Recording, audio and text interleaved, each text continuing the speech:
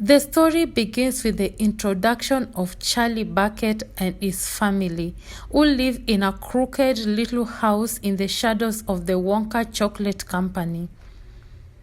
One night, Charlie's granddad, Joe, lets Charlie know how he used to work, quite a while back, for the eponymous Willy Wonka.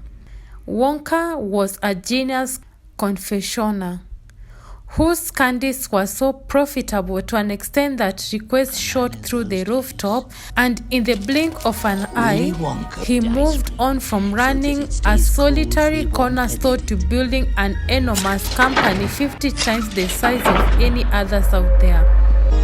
Wonka's prosperity did not come without its defects.